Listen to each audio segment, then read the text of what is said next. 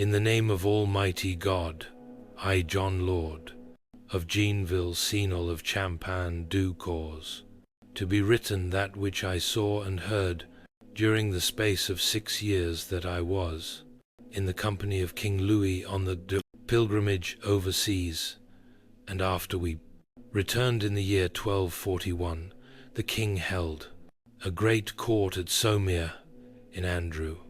I was there, and can bear you witness that it was the finest that I ever saw, for there attied the king's table beside him the Count of Poitiers, whom he had newly named on a St. John's day, and in front of the king's table sat my lord, the king of Nar, in a coat and mantle of samite, richly adorned with belt and clasp of gold, and I was before him. The king had donned a coat of sky-blue satin, and on his head a cotton bonnet, which became him very ill, and in all the other wings, and in the centre plot there feasted a vast number of knights, more than I can tell. Many people say that they never saw before at any feast so many surcoats and other garments of cloth of gold as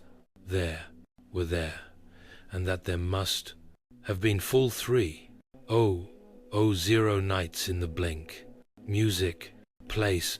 But it happened by God's will that a great sickness overtook the king, whereby he was brought so low, as he used to relate, the one of the ladies who were nursing him declared him to be dead, and was about to draw the sheet up over his face. But another lady, who was on the opposite side of the bed, would not permit it. And so when the king heard the band, 2 ladies disputing, our Lord worked in him, and presently sent him health, for he had been voiceless, and could not speak. He desired then that they would give him the cross, and they did. So when the queen his mother heard that his speech had returned to him, nothing could surpass her rejoicings. But when she learned that he had taken the cross, she made his great mourning as though he lay dead before her eyes after the king had taken the cross. All 3 of the king's brothers took it, and many more besides. And so at Easter, in the year of grace which was just striking 1248, I summoned my leman and my vassals to Jeanville. All that week we feasted and danced Monday, Tuesday, and Wednesday, and on the Friday I said to them, I'm going away overseas, and I know not whether I shall return now, that therefore come forward, and if I've done any of you are wrong, I will right it, and will redress in turn any grievances you may have against me or my servants. I put Pravensivens prosend of all, everything right with them, as regards the public business of my estates, and so I set out with 9 other knights, myself the 10th, and in a little while the wind had caught the sail and carried us beyond sight of land, and we saw nothing but water and sky, and every day the wind carried us further away from the land where we were born. And so you see that if God had not been ever at my side, I could assuredly not have held out through those 6 long years that I spent in the holy music. Land Crusaders were not all from the West. A study in 2019 used DNA evidence to show that many Crusader armies often mixed with local and fought and died side by side. You never truly know what journey your ancestors took, and that's why My Heritage is such a fun service to sign up for our sponsor today. My Heritage makes it fun and easy to build your family tree and discover your origins Some parts of my family go back many years, but we still don't have all to the details. So it was pretty exciting. When I typed in my mother and father's name and birth dates into their amazing smart match system, and they connected my family tree with someone in Australia, which revealed waves of relatives deep into the past. People started to appear from the 1700s and even earlier, revealing stories and branches of my ancestry that I would never have guessed. And indeed, since I first signed up with My Heritage more than 2 years ago for our first collaboration, my family tree has absolutely ballooned as they've continued to uncover new relatives for me. I plan to keep clicking and see how close I can get to the time of the Crusades, and this was all possible because My Heritage is a worldwide leading family history service, and they have more than 20 billion records available. Indeed, here is an image of my great-great-grandfather I'd never seen before, and as a bonus you can even enhance, colorize, and animate old photos like these to bring your distant family back to life. So use my QR code or the link below to sign up for 14-day free trial and enjoy all the amazing features My Heritage has to offer. Music. When we reached Cyprus, the king was already there. I, who had not worth of rents, had burdened myself when I went overseas with 9 other knights, and it so befell me that when I arrived at Cyprus after paying for my ship, I had only 12 score pound to rower left, whereupon some of my knights sent me word that if I could not procure money they should leave me, but God, who never failed me, supplied me in this way that the king sent for me and retained me and put 800 pounds into my coffers, and then I had more money than I needed now that March had set in by the king's orders. He and the king's orders,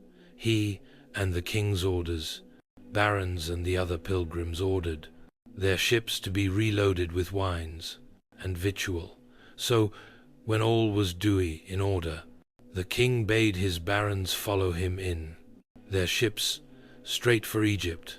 On the Saturday the king set sail, and all the other vessels likewise, which was a very fine sight to behold, for the whole sea, as far as the eye could reach, seemed to be covered with canvas from the sails of the ships, which were reckoned at 1 Barbet vessels, both large and small. On the Thursday after Pentecost, the king arrived at Damietta, and there found all the forces of the Sultan on the seashore, very fine men to look at, for the Sultan's arms are of gold, and they glittered as they caught the sun.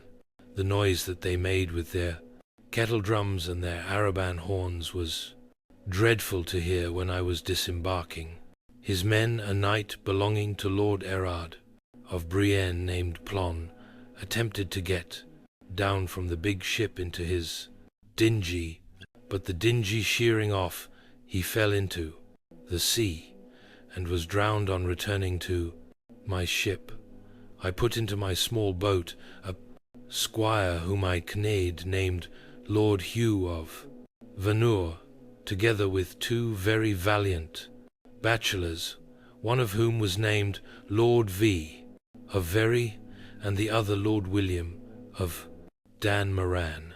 But these 2 had a fierce feud together, and no one was able to make peace between them, for in the Moria they had seized one another by the hair, but I made them forego their ill will and kiss each other, for I swore to them by all that was holy that we should not meet land while they were still at enmity. Then we started to go ashore and came up to the dingier stern of the king's big ship, and his men began to shout at me since I was getting ahead of them, but I paid no heed to them, and caused us to be landed opposite a big battalion of Turks, where they're about Luke, 0 men on horseback.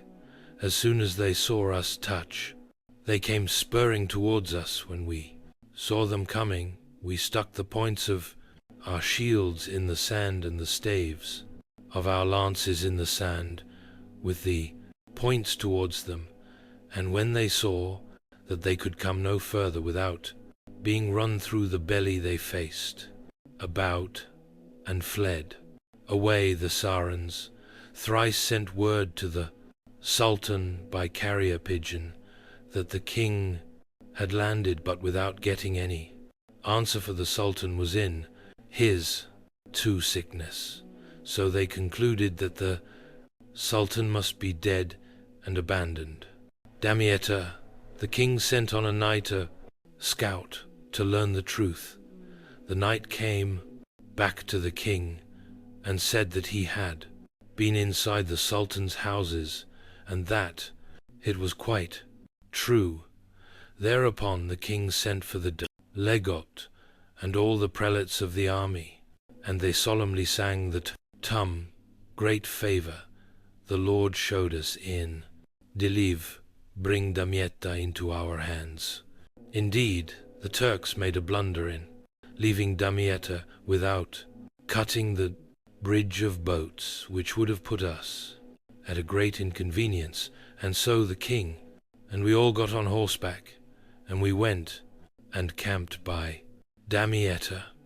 Now it happened that Lord Walter of Otranto had armed himself at all points in his tent, and when he was mounted on his horse with his shield around his neck and his helmet on his head, he lifted up the tent flaps and charged out against the Turks alone. Now it so chanced that before he ever reached the Turks, he fell, and his stallion passed over his body and rushed, laden with all his arms, into the ranks, too, of the enemy, for most of the Sarans were mounted on mares, which attracted the horse, and those who saw it told us that 4 Sarans came by Lord Walter while he was lying on the ground, and as they passed by him, they struck him heavily with their clubs as he lay there. Then the Constable of France came to his rescue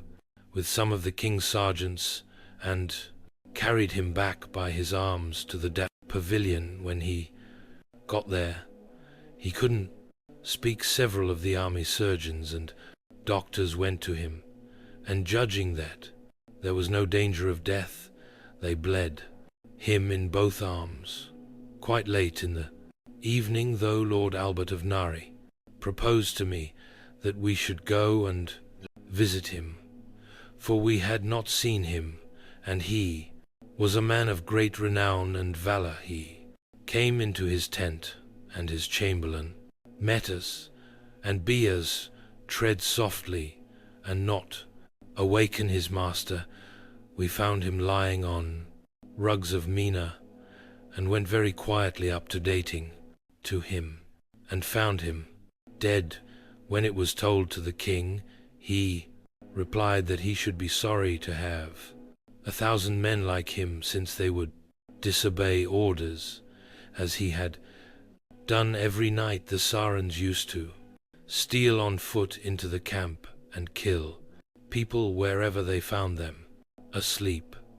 Thus it befell that they slew my Lord of Courtenay's century, and left him lying on a table, and cut off his head, and carried it away with them. And this they did because the Sultan used to give a golden bee, and to every Christian's head, whilst the king was tearing. The great king of the Tartars sent messengers to him, greeting him courteously, and bearing word, amongst other things, that he was ready to help him conquer the Holy Land and deliver Jerusalem out of the hands of the Saracens. The king received them most graciously, and sent in reply messengers of his own, who remained away 2 years. Before they returned to him, how the King of France's messengers were received, I cumbered shall tell you just as they told it themselves to the king. And in this story you will hear many strange things, but I will not relate this now, for it would break too much into the subject. At music hand, when the Count of Poitiers had arrived, the king summoned all the barons of the army to know which road he should take, whether to Alexandria or to Grand Cairo, and it so happened that the good Count Peter of Brittany and most of the barons agreed that the king ought to go and lay siege to Alexandria, for there was a good harbor by this town where the ships put in that bring provisions for of the army. But the king's brother opposed this, and said that he would never consent to go anywhere except to Grand Cairo, because that was the capital of all Egypt, saying that if you wish to kill a snake, you must begin by crushing its head. And so the king neglected the opinion of the rest of his barons and followed his brother's advice. But it happened one night, whilst we were keeping night watch over the tortoise towers that the Turks brought up against us, an engine called a panel, which they had not done before, and filled the sling of the engine with Greek fire. On that good night, Lord Walter of Quell, who was with me, saw this. He spoke to us as follows: We are in the greatest peril that we have ever yet been in, for if they set fire to our turrets and shelters, we are lost and burnt. And if again we desert our defenses, which have been entrusted to us, we are disgraced. So none can deliver us from this peril save God alone. My opinion and advice, therefore, is that every time they hurl a fire at us, we go down on our elbows and knees and beseech our Lord to save us from this danger. And so soon as they flung the first shot, we went down on our elbows and knees as he had instructed us, and their first shot passed between the two turrets and lodged just in front of us where they had been raising the dam.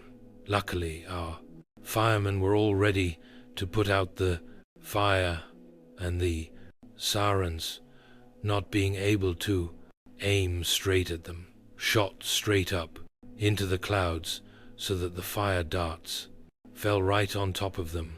Indeed, this was the fashion of the Greek fire. It came on as broad in front as a vinegar, and the tail of fire that trailed behind it was as big as a great spear, and it made such a noise as it came that it sounded like the thunder of heaven.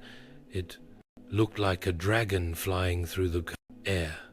Such a bright light did it cast that one could see all over the camp, as though it were day, by reason of the great mass of fire and the brilliance of the light that it shed. Thrice that night they held a Greek fire at us, and 4 times shot it from the Tay crossbow. Then in the day they brought up their panel in broad daylight, which so far they had only done at night, and flung the Greek fire into our torres towers, and their engines had got the range very accurately. So it came to pass that 2 of our turrets were burned, where at the King of Sicily was so beside himself that he wanted to rush into the flames to put them out. But though he was furious, I and my knights praised God, for had we kept watch that night we should have all been burnt up. I and my knights agreed that we should attack some Turks who were loading up their baggage to the left of the camp, and we charged upon them. Indeed, when I and my knights had got through the Saracens' camp, we found some 6,000 Turks at a guest who had abandoned their quarters and drawn off into the fields. When they saw us, they came charging down upon us. Whilst I was on my way back, the Turks pinned me down with their spears. My horse, feeling the weight, fell on his knees, and I passed over between his ears and picked myself up with my shield round my neck and my sword in my hand. Lord Erod of Civi, God rest his soul, who was of my company, came up to me and said that we had best draw off to a ruined house and wait there until the king should come. And as we were going along on foot and horseback, a great horde of Turks broke upon us and bore me down and passed over me and snatched my shield from my neck. And when they were gone by, Lord Erad of Civi came back to me and led me along till we reached the walls of the ruined house. But there the Turks attacked us on all sides. Part of them got into the ruins and thrusted us with their spears from above. Then my knights desired me to take hold of their horses' bridles, which I did, to prevent the horses from stampeding, and they warded off the Turk so vigorously that they were praised by all the champions of the army, both by those who saw the deed and those who only heard it. There Lord Hugh of Scots was wounded with 3 spear wounds in 45 his face, and Lord Frederick of Lupe was wounded with a spear between his shoulders, and the gash was so wide that the blood spurted out of his body as though through the tap of a cask. Lord Erod of Siva got such a sword cut across his face that his nose hung down onto his lip. Then I bethought me of our Lord Saint James Fair. Lord Saint James, I prayed, help and save me in this need. No sooner had I made my prayer than Lord Erad said to me, Sir, I would go and fetch you help from the Count of Anjou, whom I see yonder in the fields. And I said to him, Sir Erad, me thinks it would go greatly to your honor if you were to fetch us aid to save our lives, for truly your own life is in danger. I spoke the truth, but he died of that music, a wound. He came to the Count of Anjou and begged him to come to the assistance of me and my knights. A rich man who was with him would have dissuaded him, but the Count of Onu said he should do what my knight asked him, and he turned rein to come and help us.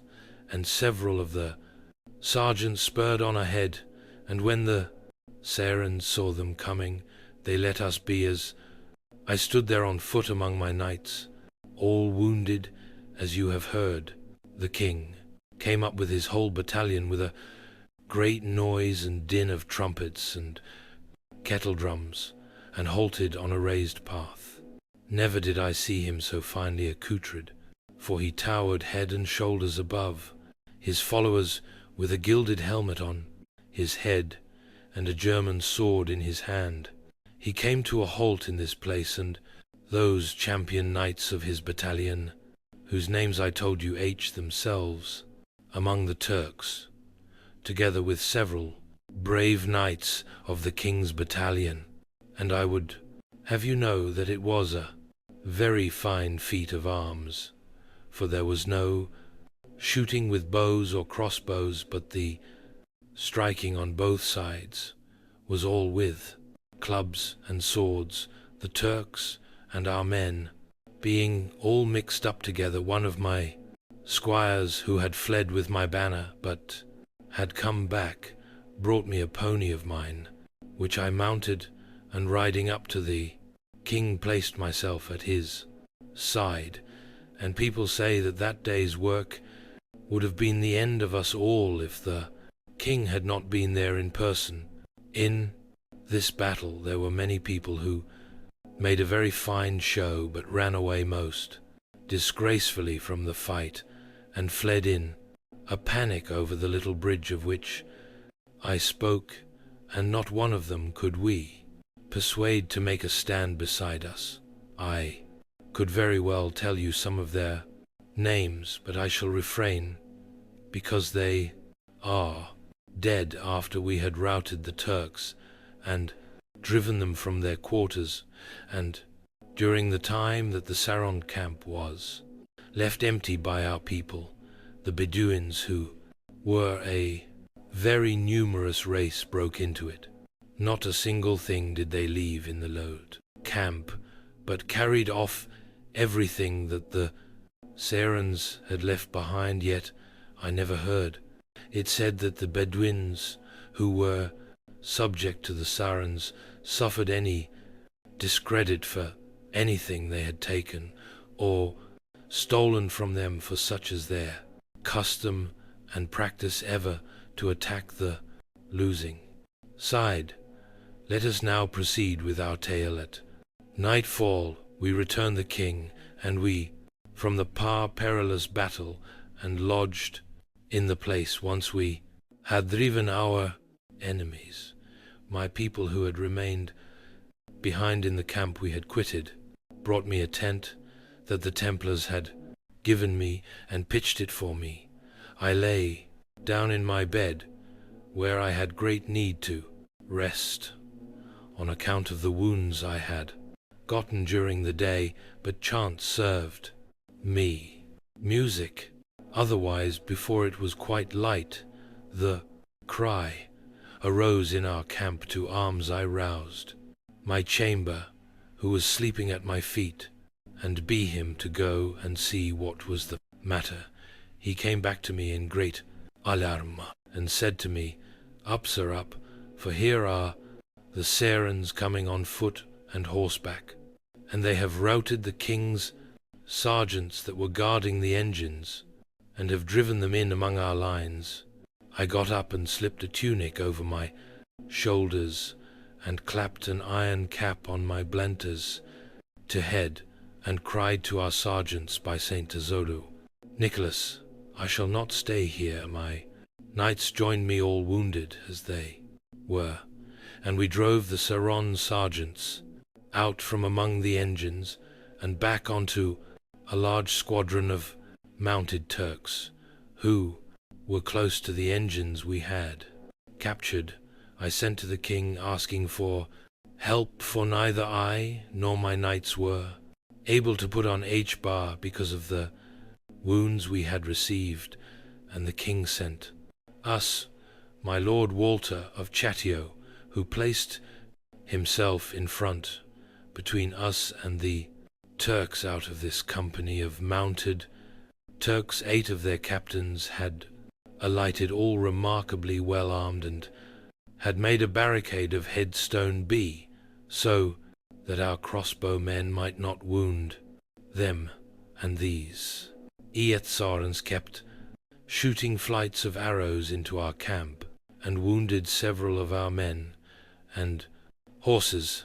So I and my knights laid our heads together, and agreed that when night came we would carry away the stones with which they were barricaded. But a priest of mine, whose name was Lord John, Uwe, had made up his own mind, and was less patient. He set off from the camp all by himself in the direction of the Sarah sun, clad in his tunic, with his iron cap on his head, and his spear trailing under his arm, point downwards, so that the Sarons might not catch sight of it. So when he got close to the Sarons, who seeing him all alone, never troubled their heads about him.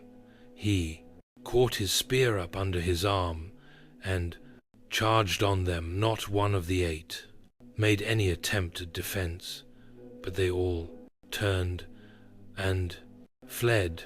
From that time forth, my priest was a noted man throughout the army, and they used to point him out to one another and say, "There goes my lord of Jeanville's priest, who routed the 8 Sarens on the eve of Shrove Tuesday."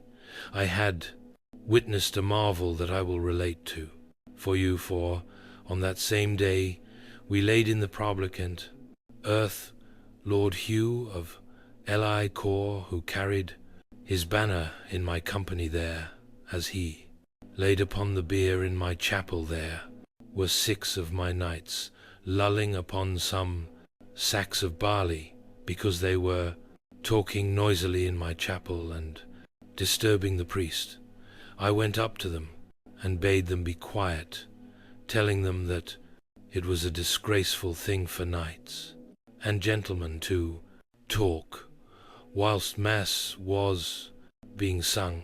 But thereupon they began to laugh in my face, and told me, laughing, that they would have the remarrying of his wife, and I rated them, and I told them that such words were neither right nor seemly, and that they had quickly forgotten their comrade, and thus did God take vengeance on them.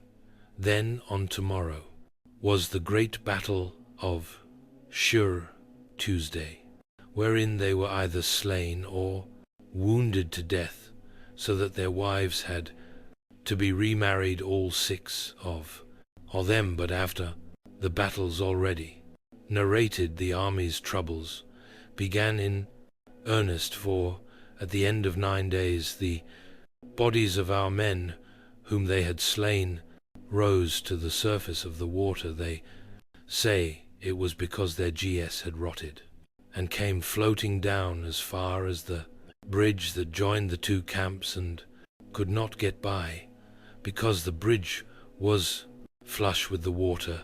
A great mass of them there was, so that the stream was choked with corpses from one bank to the other, and they reached a short stone's throw up the river. The king had hired 100 common labourers who were busied at it for quite a week. The bodies of the Sarens, which were circumcised, they flung over to the other side of the bridge and let them drift down the river. The Christians, however, were laid all together in great trenches. I saw the Count of Arus's chamberlains there, and many others seeking their friends among the dead, but I never heard of anyone being recognized.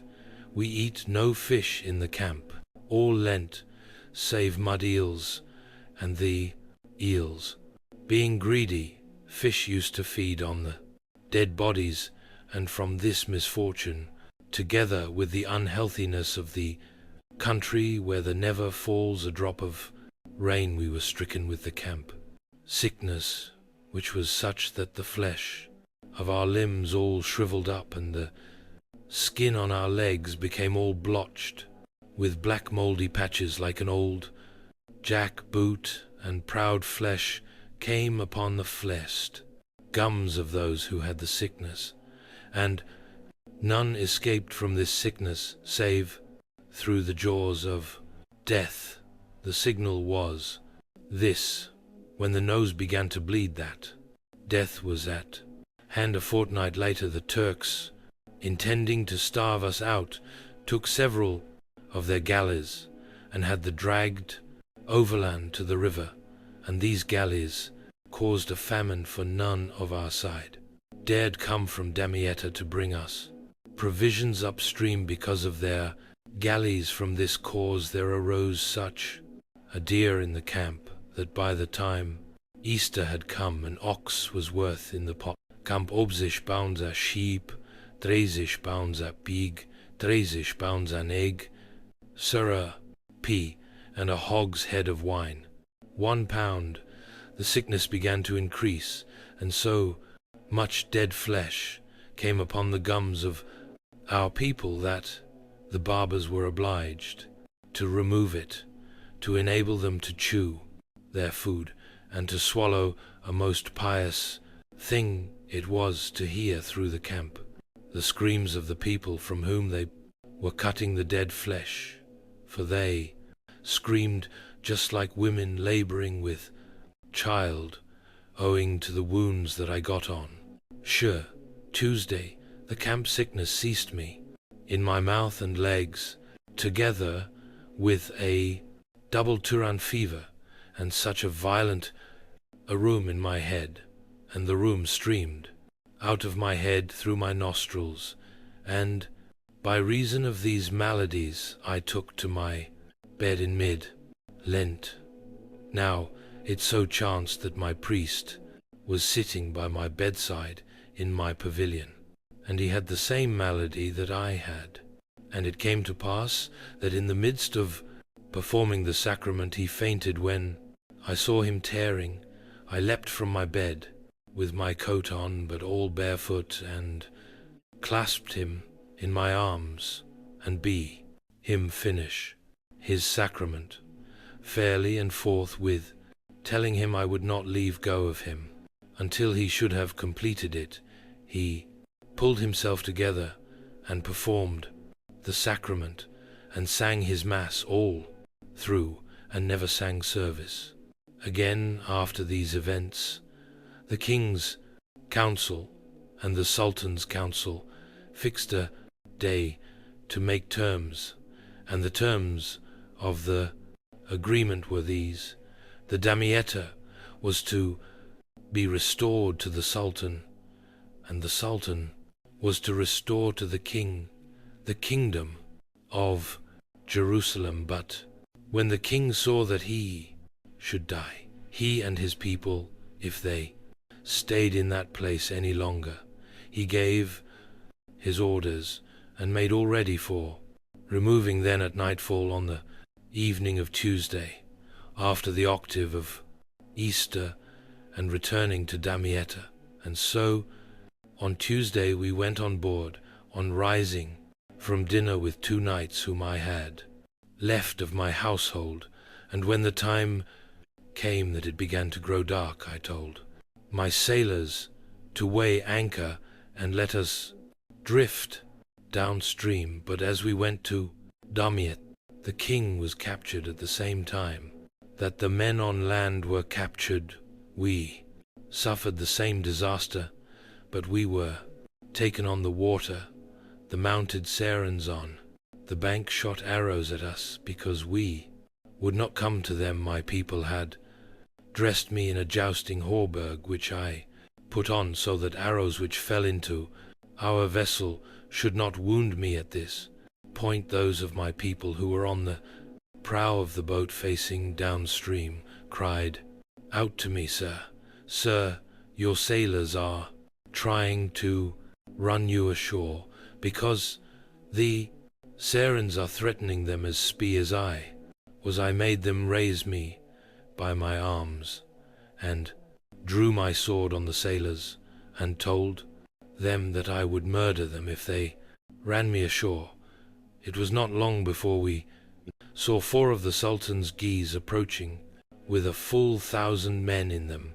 Thereupon I called my KN and my men, and asked them what they wished us to do, whether to surrender to the Sultan's guys or to surrender to those on land. We all agreed that we would rather surrender to the Sultan's galleys, because they would keep us together, than surrender to those on land who would scatter us and sell us to the Bedouins. But then said a cell of mine, a native of Dor, Sir, I am not of this opinion. I asked him what his opinion was, and he said to me, my opinion is that we should all let ourselves be killed, and then we shall all go to heaven. We did not listen to him when I saw that we were bound to be taken I took my cash box and my jewels and threw them into the river, and my relics as well. Then said one of my sailors to me, Sir, unless you say that you are the king's cousin, they will kill you and us along with you. I told him that for my part he might say what he liked, but as the first galley was bearing down on us to Ras on the beam, they heard what the sailor said, and they cast anchor alongside our vessel. After that they bore me down and leaped upon my body to cut my throat, for each would have prided himself on being the one to kill to me, but one Seren held his arms around me all the time and kept calling out the king's cousin. And then by reason of the fear I was in and the sickness as well, I began to tremble very violently. Then I asked for something to drink, and they brought me water in a jar, but I had no sooner taken it into my mouth to swallow it than it poured out again through my nostrils. When I saw this, I sent for my people and told them I was as good as dead, for I had the tumor in my throat. They asked me how I knew it, and presently they saw that the water poured from my throat and nostrils, and they began to weep. When the Sarah and knights who were there saw my followers weeping, they asked the Sarens who had saved us why they wept. He replied that he understood me to have a tumor in my throat, so that there was no hope for me. But thereupon one of the Seren knights told him who had protected us to bid us be of good cheer, for that he would give me something to drink, which would cure me within 2 days. And so he did. On the following Sunday, the Emir made me and all the other prisoners who had been taken on the water land on the river bank, whilst they were dragging my good priest, Lord John, out of the hold of the galley. He fainted, and they killed him and threw him into the river. I told them through my Saron that methought it was ill done, inasmuch as it was contrary to the teachings of Saladin, who said that one ought not to slay any man who has once tasted out bread and salt. They replied that they were not to be accounted men who were good for nothing, being disabled by disease. On the Thursday before Ascension Day we came to the place where the rest house was pitched, and they brought the king ashore into a pavilion near it. The Sultan had arranged that on the Saturday before Ascension Damietta should be delivered up to him, and he should deliver up the king. But Emir, whom the Sultan had dismissed from his council in order to fill their places with his own followers, whom he had brought from foreign parts, took counsel together, and a certain wise old Saren told us as follows: You see the shame and disgrace which the Sul has put upon us in removing us from the dignity to which his father had raised us. So the Emir hurled Greek fire at him and set light to his tower. The tower kindled rapidly. Indeed, I never saw such a splendid fire, nor such a pillar of flame. Seeing this, the Sultan hastily descended, and, as the Sultan rushed on his way to the river, one of the Emirs thrust him with a spear between the ribs, and the Sultan fled into the river trailing the spear, and they swam right in after him and killed him in the stream not far from our galley where we were. One of the Sarens ripped him open with his sword and tore his heart out of his body, and then went straight to the king with his hand all bloody, and said to him, What will you give me if I have slain your enemy, who would have been the death of thee had he lived, and the king answered him never a word indeed. There came full 30 of them to our galley, with their naked SW swords in their hands and their Danish axes. I asked Lord Baldwin if and who knew Arabic, well, what these fellows were saying, and he answered that they were saying they had come to cut off our heads.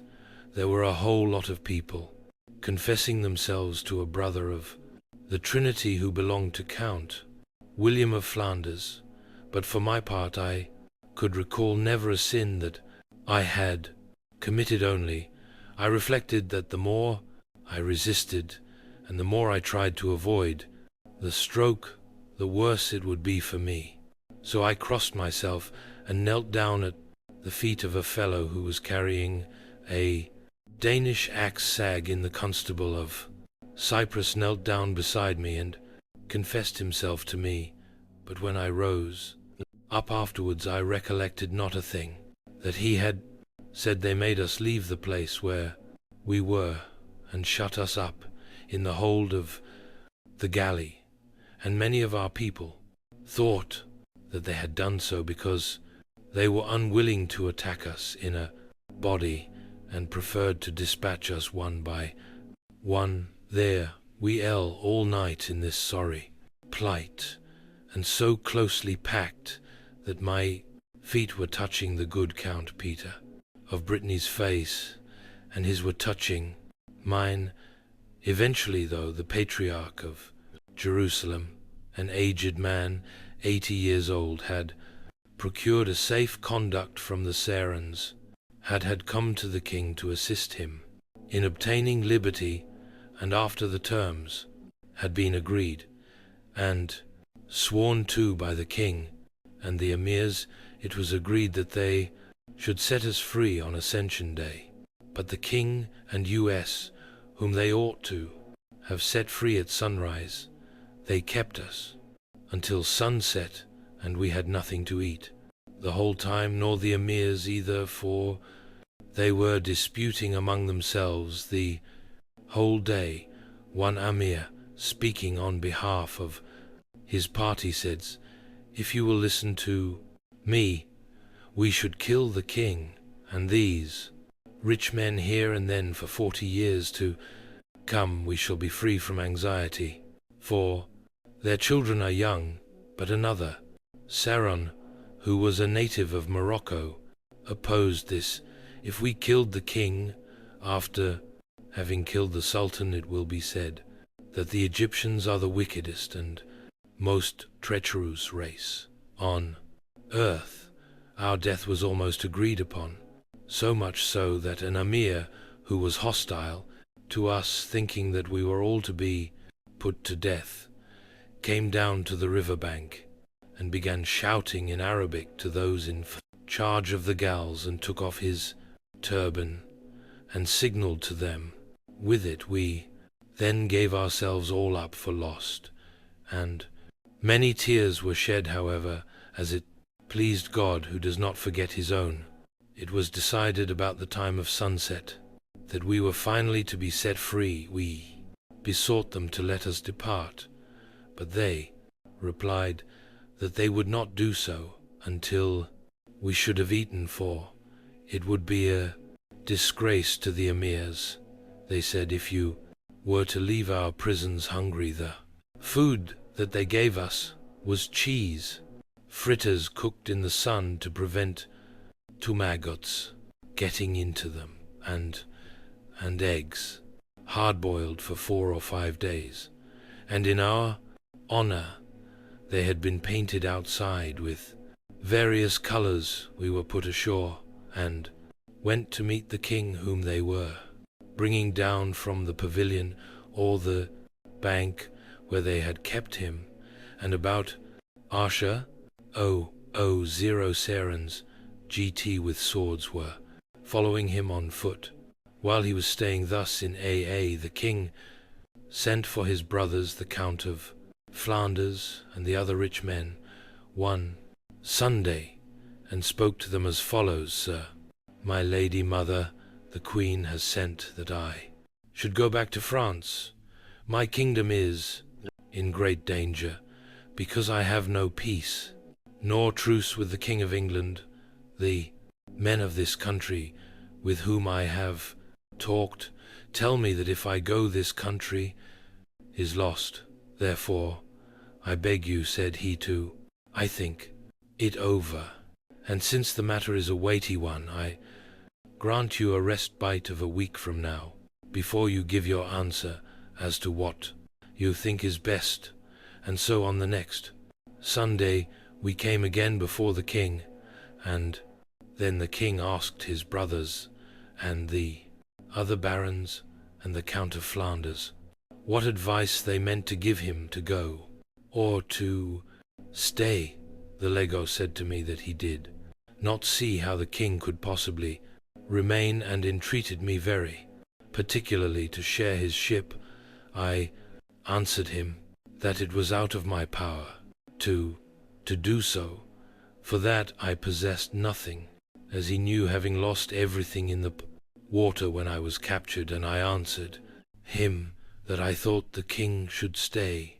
The Laird said to me angrily, how's it possible for the king to hold the field with so few men as he had? I too replied in anger, for it seemed to me his words were meant as a personal attack.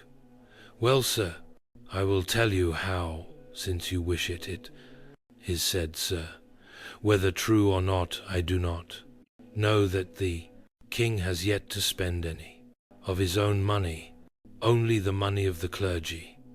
Now, let the king bring some of his own money into use, and let him send and raise knights in the Maria and beyond the seas. No sooner had we left the place that I was attacked on all sides. Well, Sir Dejanville, the king must be mad if he listens to you, contrary to the whole council of the kingdom of France. As soon as the tables were laid, I seated myself beside the king at the board, in the place where he always made to me sit when his brothers were not there. But not a word did he speak to me all the time that the meal lasted, which was not his to want for. He always took some notice of to me at table, and truly I thought that he was angry with me because I'd said that he'd not spent any of his own money, whereas he spent it generously.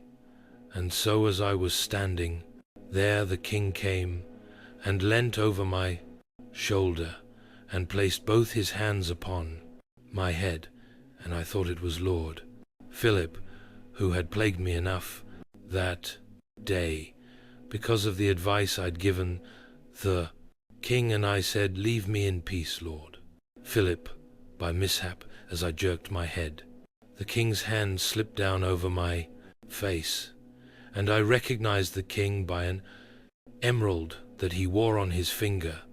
And so he said to me, keep still, for I wish to ask you how you could make so bold a young man like you has to venture to advise me to stay here in opposition to all the great men and wise men of France who advise me to go away. Do you mean, said he, that I should be doing a wrong thing if I left? So help me God, yes, sir. Quo I, if I stay, will you stay? And I told him yes, by some means, either at my own charge or that of someone else. The announcement that the king made of remaining was made on the feast of St. John. Days later, the king said loudly, as though in anger, sir, it is already a month since my staying here was made known, and as yet I have no tidings that you have retained me any night, sir. We cannot help it, for everyone sets such a high price on himself because they want to go home, that we should not dare to give them what they ask. And who says the king is the cheapest they can get? Why, sir, said they, John Dogenville, but we should not dare to give him what he asks. I was in the king's room and heard these words. Then said the king the senile hither.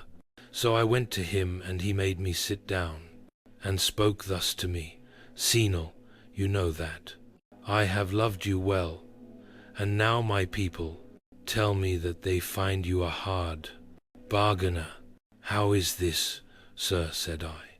I cannot help it, for as you know, I was taken prisoner on the water, and not a single thing was left me, but I lost all I had. He asked me how much I was asking, and I said that I was asking for £2,000 till Easter, for the 2/3 of the year now.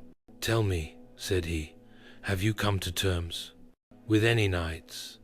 And I said yes, with Lord Peter of Pon he and 2 other knights who cost each £400 to Easter. He reckoned it up on his fingers. That makes, said he, £1, 200, that your new knights will cost well. Then consider, sir, said I, whether I shall not want quite £800 to mount and arm myself, and to feed my doulas knights, if you do not want us to eat in your house. Then said the king to his followers, really, I do not see anything excessive in this. I shall retain you. He said to me, music. Whilst the king was fortifying Caesarea, the messengers from the Tartars returned. They put in at the port of Antioch, and from Antioch to the great Tartar king they founded a full year's journey, riding 10 leagues every day. They found all the land subject to the Tartars, and many cities which they had destroyed, and great piles of dead men's bones. They inquired how they had arrived at such a height of power, whereby so many men were dead and overthrown, and the manner of it was as they related to the king. The Tartars, they said, had their origin in a great sandy plain where nothing good grew.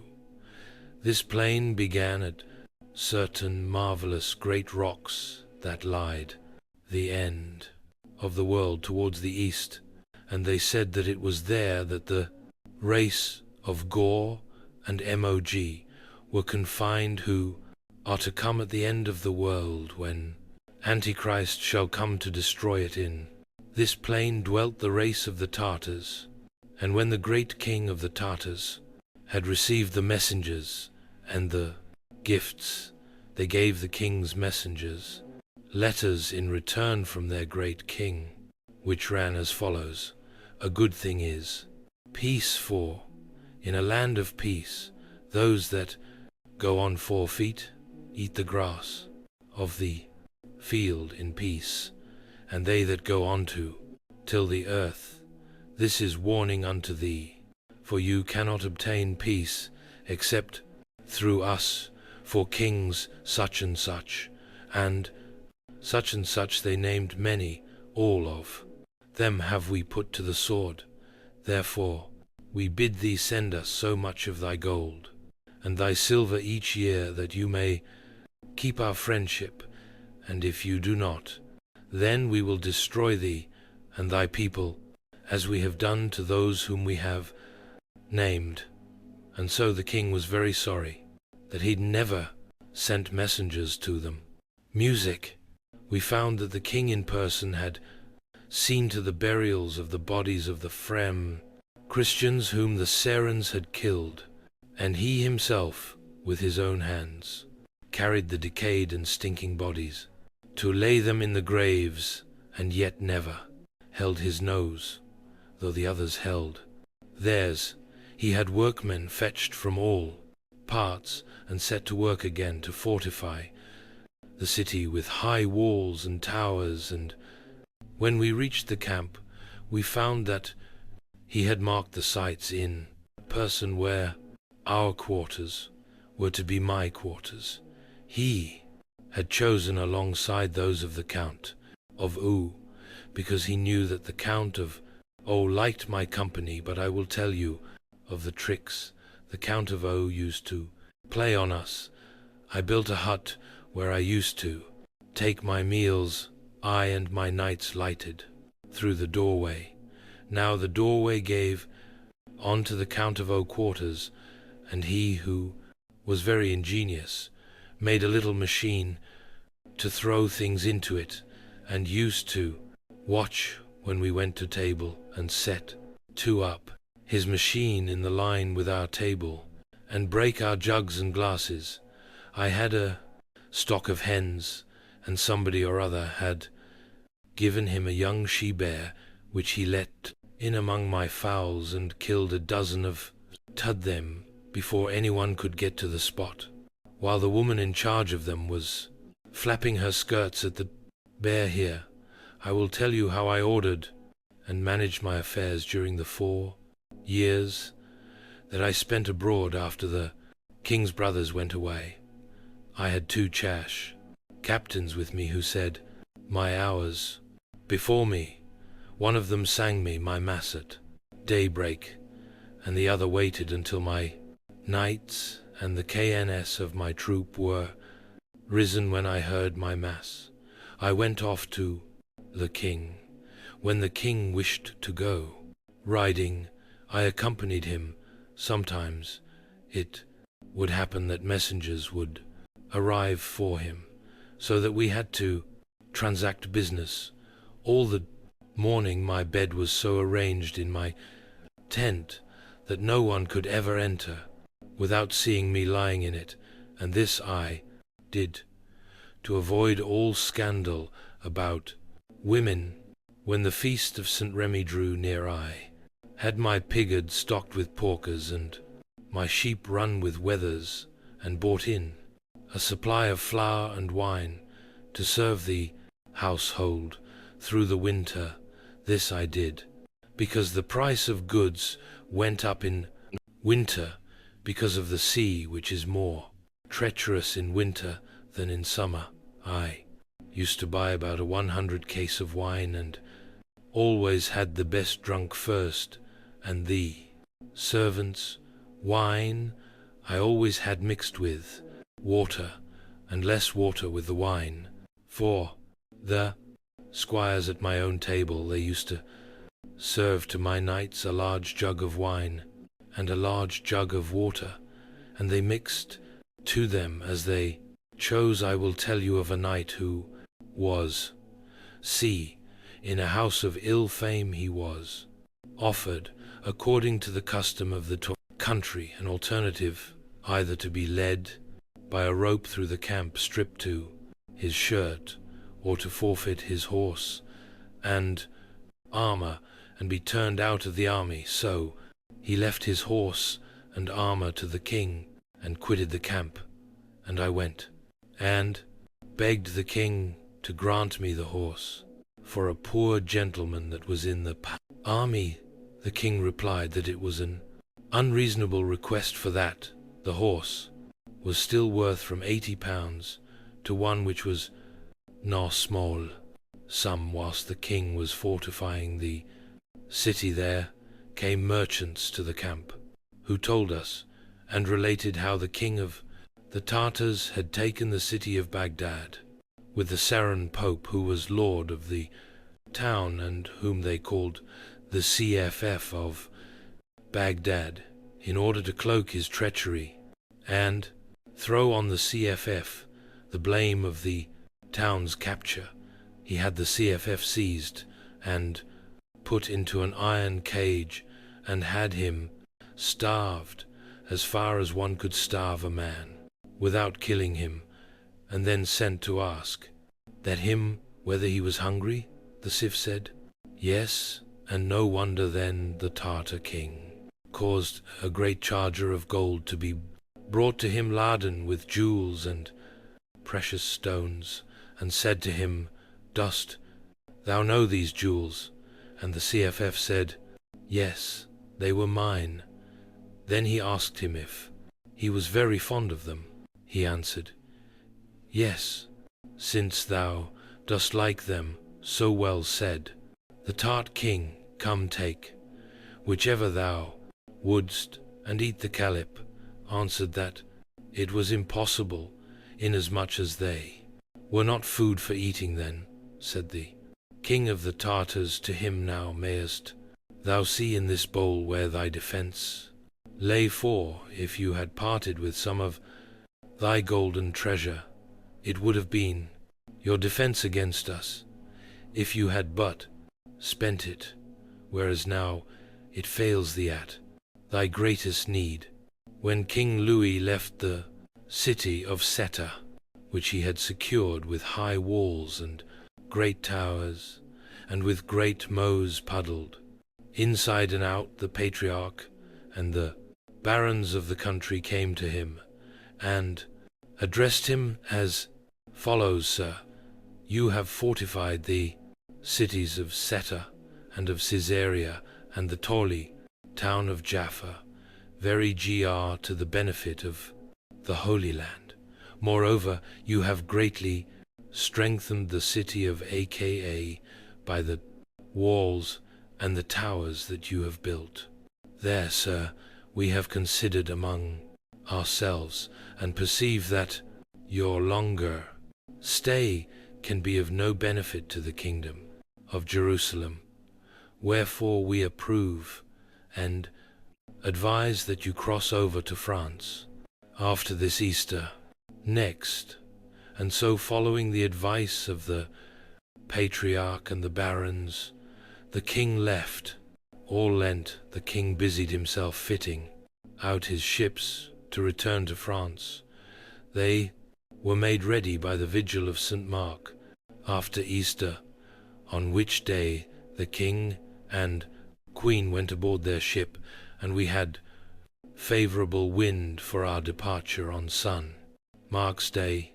The king told me that he was born on that day, and I replied that he might truly add that he was born again, seeing from what a land of danger he was escaping. And so on the feast of Saint Bartholomew passed away from this world.